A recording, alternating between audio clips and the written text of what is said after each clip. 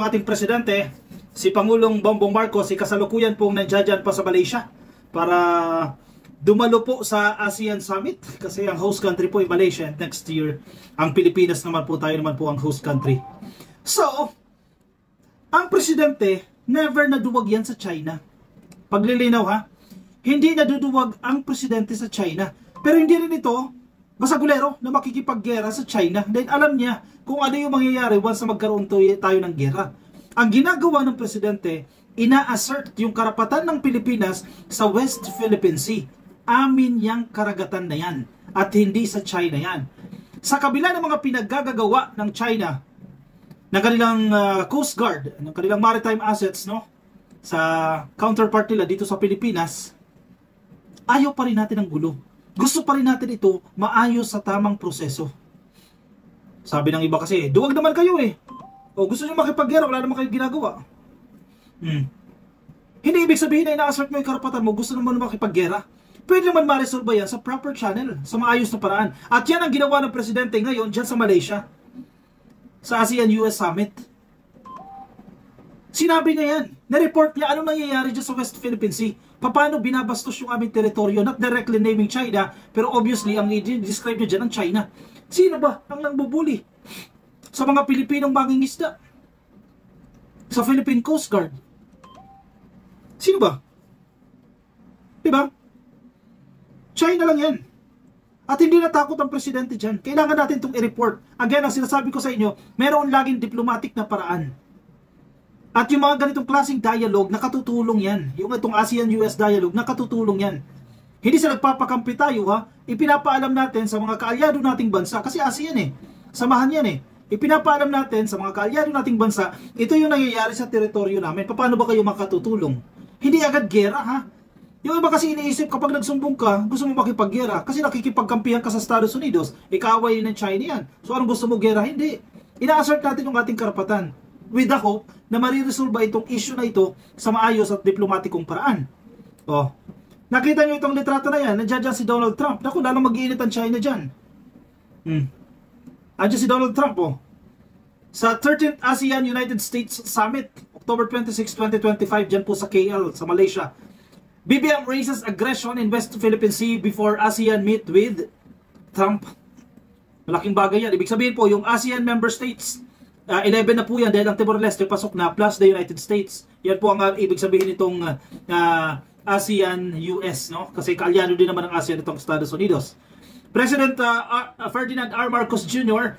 raised concerns. Nababahan na po ang ating presidente over China's aggressive activities dyan po sa West Philippine Sea before a summit meeting between United States President Donald Trump and leaders of Association of Southeast Asian Nations or ASEAN dyan po sa Kuala Lumpur, dyan sa Malaysia. Among these actions is Beijing's unilateral plan to establish a so-called nature reserve in Baho de Masinloc or Scarborough Shoal, a maritime feature long claimed by the Philippines. Biruin mo naman yan. Paano hindi mo i-call out? Kung ikaw ang presidente ng Pilipinas, una, nanumpa ka sa saligang batas, nanumpa ka sa konstitusyon, ipaglalaban mo ang soberanya ng Pilipinas, nanumpa ka dyan. So what do you expect from the president? Trabaho yan, hindi yan option ha. Hindi yan, Mr. President, option mo yan ha, na ipagtanggol ang teritoryo ng Pilipinas. So pwede rin naman kung ayaw mo, hindi. Hindi ganun yun. Kasi halimbawa, sila Pulong Duterte, sila Paulo Duterte, maraming mga reklamo. Nagagalit sila kay General Browner, nagagalit sila sa Philippine Coast Guard kasi parang ang tapang daw nito against China. Nagtatrabaho tayo. Tinatrabaho nila yung dapat nilang gawin para protektahan ang soberanya natin. Hindi nagko-concede sa China. Ano ba ang sinusulong ng mga Duterte camps? O masyadong pro-China? Kaninong interes ang kanilang sinusuportahan? It is sa China. O, kung ikaw ang presidente, isipin mo na ha, ang China magtatayo nitong tinatawag nilang nature reserve dyan sa Baho de Masinloc. Structures yan. Nature reserve. Regardless kung ano yan, runway yan, o kung ano man pong itatayo nila dyan sa Baho de Masinloc, amin yan. Sa Pilipinas yan. Bakit kayo magko-construct ng kung ano-ano dyan?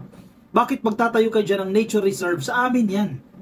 Diba? Common sense yan. Kung ikaw ang presidente ng Pilipinas, hindi ka ba magagalit? Hindi mo ba i-raise yung concern na yan dyan sa ASEAN-US Summit? Kasi ang puna na naman nila yan. Nagsumbong na naman si Marcos, oh. Nagsumbong na naman yung bangag. Yan ang sinasabi nila, oh. Nagsumbong daw dyan sa ASEAN. Nagsumbong daw kay Trump. Nagpapakampi na naman. Hindi gagawin ng presidente yan. Diplomatic nga yung paraan niya eh. Dinala niya dyan sa dialogue na yan. In the first place, may agreement tayo with the United States. May defense treaty tayo sa kanila. Natutulungan tayo once na binakbakan tayo. Pero hindi natin ibig sabihin na gusto na natin makipagbakbakan dyan sa China. Unang-una pa lang, ito pa lang eh. Yung pag-establish nitong nature reserve ng China sa Baho de Masinloc, sa amin yan eh. Bakit kayo magtatayo ng structures yan? Not to mention, yung mga runways na ginawa nila, kinonstruct nila. Ang masaklap, galing pa sa Pilipinas yung mga buhangin. Remember yung mga issue ng black sand mining dyan sa Cagayan, dyan sa Ilocos? Saan dinadala yung mga buhangin na yan? Sa China din. Tapos ginawa nilang runway. Marcos did not directly name China but said Manila is deeply concerned over dangerous maneuvers and coercive actions that interfere with legitimate Philippine activities in the West Philippine Sea. Mabait pa ang presidente, oh. Mabait pa siya dyan. Hindi niya pinahayaan China.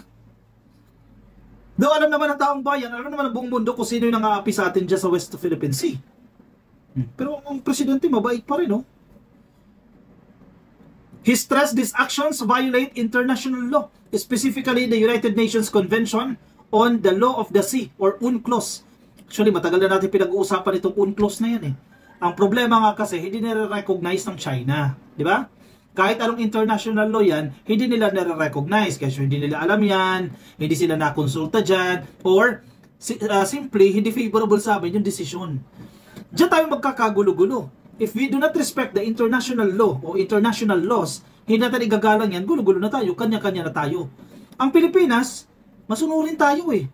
O ito international law na ito, may agreement tayo, susundin natin yan. Ang problema kasi China matigas. Bakit? Ito kami, China kami. One of the biggest economy. Ganyan na, may pagkamayabang eh, no?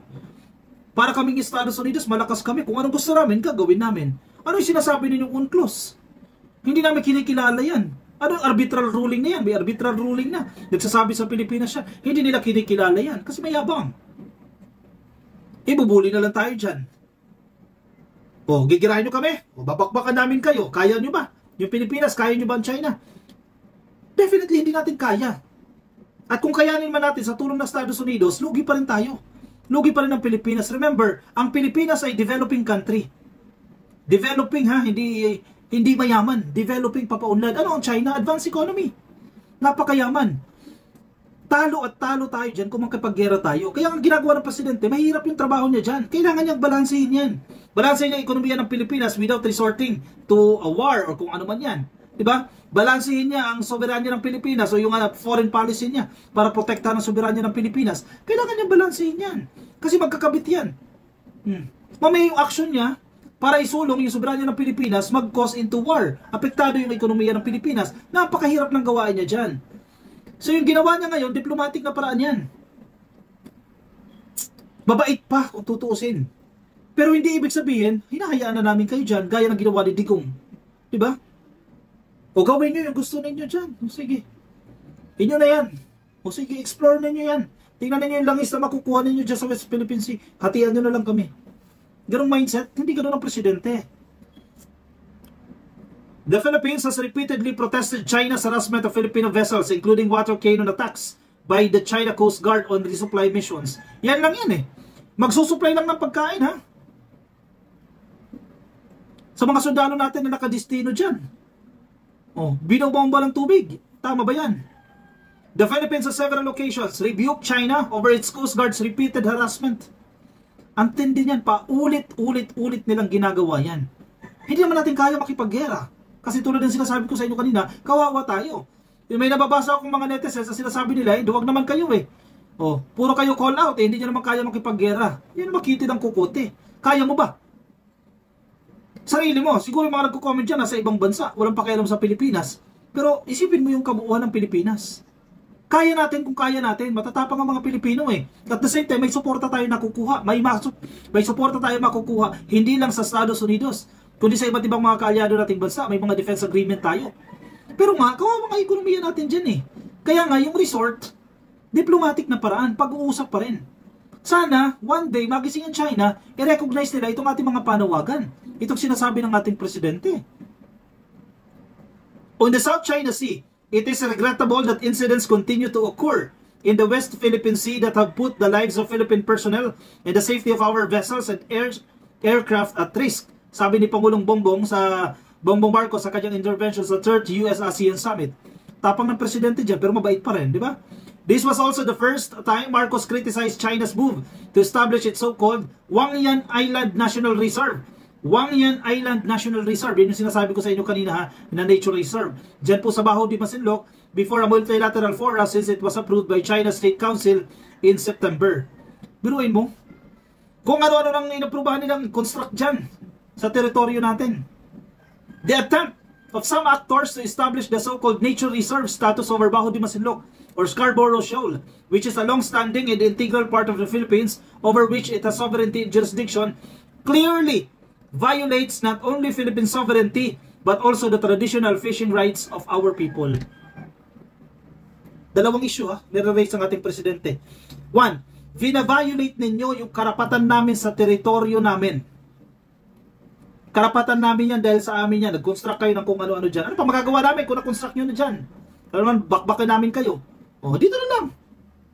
Pangalawa, pinagkukunan ng isda yan ng mga mangingisda namin. Traditional fishing rights. Ano gagawin nyo dyan? Pagbabawalan nyo na yung mangingisda. Para mag-aangkat na lang. O, angkat na lang na isda. Simpleng galunggong, kulang na tayo. Angkat na lang tayo. Sa China din natin kukunin. Diba? Sinong niloloko natin dyan? Sinong kawawa dyan? Sinong api dyan? Pilipinas pa rin.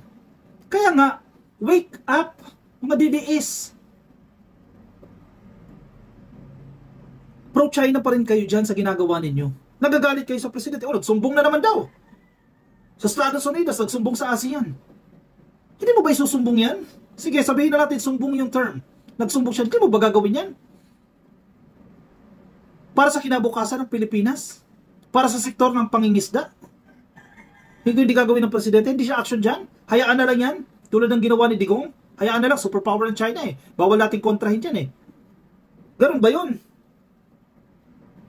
He emphasized, sabi ni Presidente, that these rights are guaranteed by the 1982 UNCLOS and the final and binding 2016 South China Sea Arbitration Award and the country's domestic law.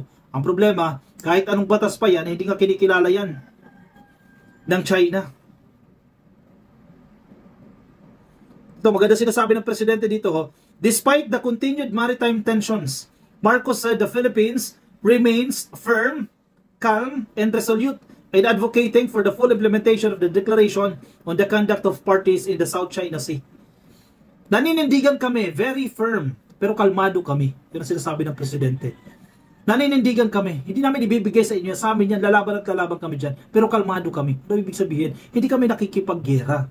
Sana lang, dumating nga yung punto na yan, ma-recognize ang China yan. Ma-realize nila na mali yung kanilang ginagawa. Diba? At sana din yung mga supporters ng China, i-call out ninyo ang China. Alam mo kung bakit minsan ganyan yung gawa nila? Kasi mismo mga kababayan natin, mga Pilipino, todo suporta pa rin sila sa China at pinapalabas nila na mali yung ginagawa ng administrasyon. Siguro, nare-realize nila, bakit nyo, mga kapwa Pilipino, ganyan ang tingin dyan sa presidente nila eh. O bakit tayo hindi? Diba? Bakit nyo ginagawa yan para sa Pilipinas? Para sa kinabukasan ng Pilipinas yan. Ano napapangisda ng mga Pilipino kung nakamkam na ng China yan? Diba? Kung hindi tututulan yan, hindi i-call out yan, ano mangyayari sa Pilipinas? Kawawa naman. Tapos sinusuportahan nyo pa rin yung ganyang narrative. Nahayaan na lang sa China yan. Total, duwag naman kayo eh. Hindi nyo naman kayo makipagbakbakan sa China eh. Dahil bangag ang presidente, kaya ganyan yung mga nangyayari. Huwag ganun. Sana ma-realize ninyo yan. Diba? Diba nga hanggang ngayon, todo suporta pa rin kay Pulong Duterte kahit mali na yung sinasabi niya. At ang ginagawa nila, babakbakan nila si General Browner, babakbakan nila ang Philippine Coast Guard. Kasi kailangan nila suportahan si Pulong eh. Pro-China eh.